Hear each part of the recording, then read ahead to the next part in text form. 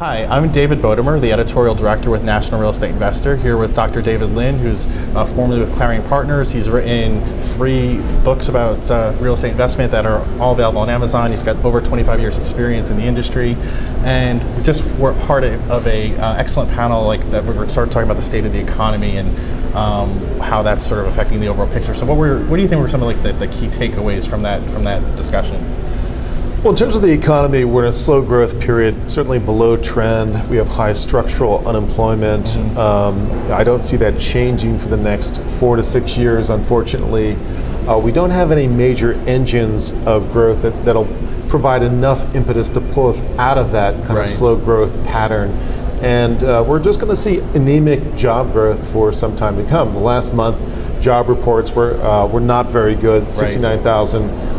So we're in kind of that bumping along, and added to that volatility from this country and globally as well, the European debt crisis, geopolitical crises. So it's a rather mixed view on the economy. We also touched upon demographics, how that affects real estate. We have an older baby boomer population who are behaving differently than previous generations. They're going to be retiring later. They're going to work much later. They're not going to just kind of drop and retire at age 65. They're intellectual workers. They're service workers. They're going to have different spending patterns. That is very significant. Also, there's a younger demographic, the eco boomers, nearly 80 million strong, and they're behaving differently as well. They're not driving as much. They're more urban. They're more educated. They like living in cities. They're using mass transit.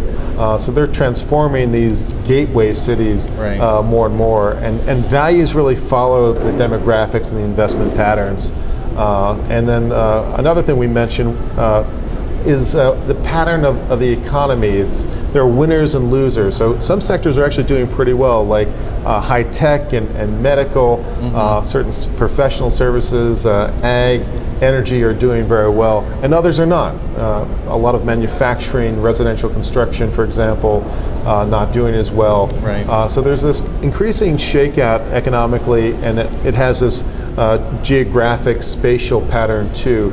And so more and more the winners are these global gateway cities that have a vibrant economy, have employment, have the demographic, both in baby boomers as well as the eco boomers migrating into these cities.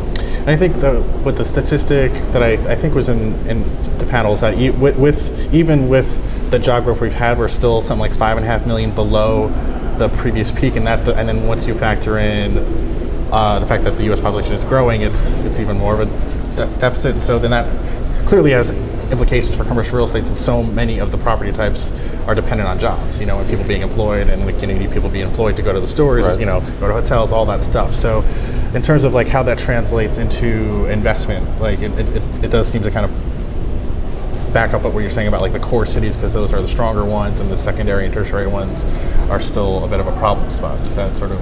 Yeah, unfortunately, it's kind of a bleak picture with respect to the employment pattern. So it'll take a while, many years, we think until about 2016, to regain all those jobs that were lost. So unfortunately, it's more winners and losers. A large swath of the population, particularly those with not, the most advanced skills, let's say, kind of construction people with not a college education have fared worse in this economy, unfortunately. And a lot of people have left the workforce, so they've become discouraged.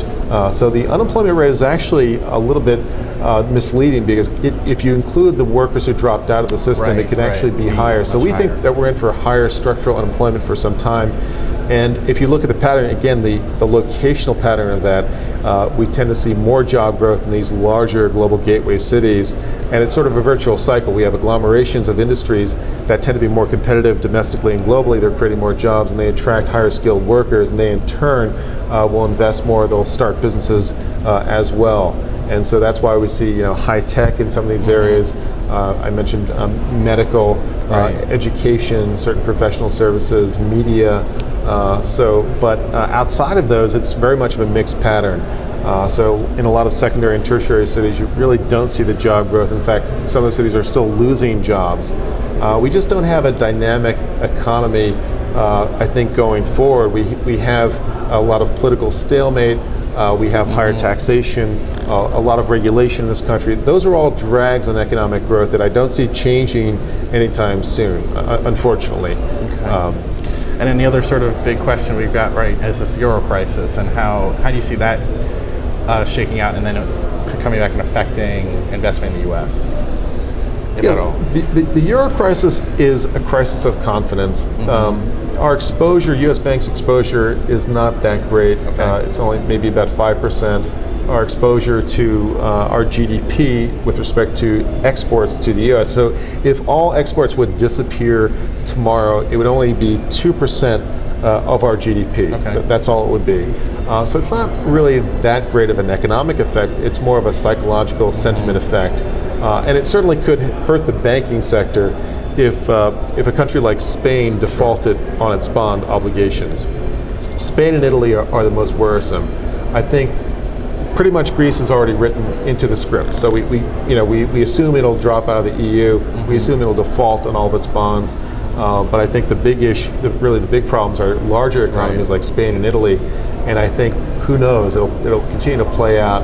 And it'll just be a damper on the economy and investment. So I think a lot of investors are thinking about what happened in the financial crisis, this chain reaction effect that affected so many different banks that were thought to be really independent and not connected with Lehman or the financial system to that degree. So I think that's the major fear, and I think it'll be a damper on financial services, the sector in general, financial stocks.